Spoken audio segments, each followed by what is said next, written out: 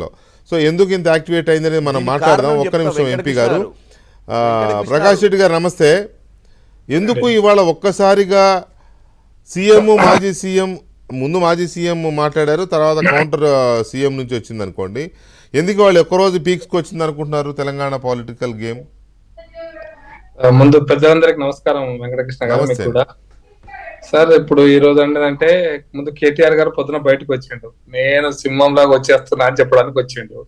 అయితే అదంతా లీక్ వార్త, అదంతా మీడియా ముందు లేకపోతే ఒక బహిరంగ సభలో మీడియా ఉన్నప్పుడు మాట్లాడింది కాదు.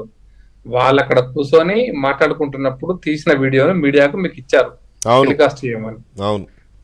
వాళ్ళు వాళ్ళ ఇంటర్నల్ డాక్యుమెంట్ ను మీకు మీడియాకు సర్క్యులేట్ చేశారు.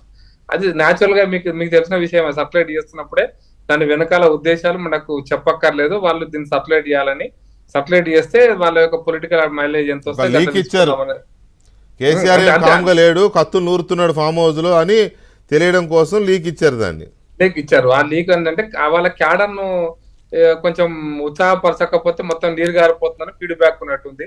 ఎందుకంటే లోకల్ బాడీ ఎలక్షన్స్ పెడతారేమో అనే అనుమానం పాపం కొంచెం బలంగా ఉంది. ఆయన ఫామ్ హౌస్ ఉన్నాడు కాబట్టి బయట లేడు కాబట్టి తెలియదు ఆయనకు ఎలక్షన్స్ పెడతారా పెట్టరా అని. నాకు అర్థమైనంత వరకు ఎలక్షన్స్ పెట్టారు. కాంగ్రెస్ పార్టీ ధైర్యం చేస్తారని అనుకోవట్లేదు ఇప్పుడున్న పరిస్థితుల్లో.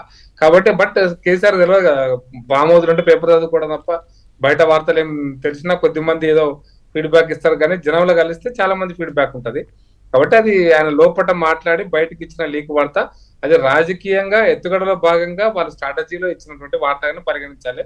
దానికి రియాక్షన్ ఖచ్చితంగా వాళ్ళిద్దరు టీవీలో ఉండాలి కాబట్టి ఇద్దరు కలిసి నువ్వు తిట్టు నేను మాట్లాడతా, నేను తిడతా నువ్వు మాట్లాడని కాంగ్రెస్ బీఆర్ఎస్ కలిసి ఆడుతున్నటువంటి దీంట్లో ఆయన ఆ మాట అన్నాడు. రేవంత్ రెడ్డి గారు ముఖ్యమంత్రి గారు ఈరోజు ఇట్లా స్పందించిండు. కాబట్టి ఇద్దరి మధ్యలో మీడియాలో వాళ్ళే కనపడాలి, పతాక శీర్షికలు ఎవరు కనపడద్దు. ఎవరైనా కనపడితే మిగతా కన్స్ట్రక్టివ్ గా వాళ్ళు కన్స్ట్రక్టివ్ గా మాకు సజెషన్స్ చేయనంటారు. కన్స్ట్రక్టివ్ సజెషన్ అంటే రేవంత్ రెడ్డి గారు చాలా అద్భుతంగా చేశారు, ఆయన రేవంత్ రెడ్డి గారు మూసి అద్భుతంగా చేశారని చెప్పాలా? కన్స్ట్రక్టివ్ అంటే దాని మీనింగ్ అదే కదా. కాబట్టి ముఖ్యమంత్రి గారు కానీ మాజీ ముఖ్యమంత్రి గారు కన్స్ట్రక్టివ్ అంటే మీనింగ్ అదే ఎట్లా ఇద్దండి? పొగడమని కాదు కదా కన్స్ట్రక్టివ్ అంటే. మంచిని మంచి చెడును చెడుగా విమర్శించడం, అంతేగాని కన్స్ట్రక్టివ్ అంటే నువ్వు ఆహా నువ్వు ఓహో అని చెప్పి అనడం కాదు కదా. నిర్మాణాత్మకమైన విమర్శ. ప్రతిపక్షంగా ఖచ్చితంగా బూతు పదాలు లేకుండా, వ్యంగ్య పదాలు లేకుండా, వాడు దద్దమ్మ వీడు సన్నా అంటే కన్స్ట్రక్టివ్ అంటే ఏంటంటే ఒక వాజ్పేయి లాగానో ఈ మాట లేకుండా అనేది ప్రభుత్వానికి మీరు హైడ్రా అంటున్నారు. చెరువులు బాగా చేసడం వల్ల మాకేం అభ్యంతరం లేదు, కానీ పేదోరు ఇల్లు కూలగొట్టకండి, కట్టుకున్న ఇల్లు కూలగొట్టకండి, కిరాయికి ఉంటున్న వాళ్ళని కూలగొట్టకండి, ఇది ఆల్రెడీ అప్పు తీసుకొని కట్టుకున్న వాళ్ళని కూలగొట్టకండి. ఇవే కదా కన్స్ట్రక్టివ్ అంటే. ఇదేం మాట్లాడలేదు, మీరేం మాట్లాడలేదు.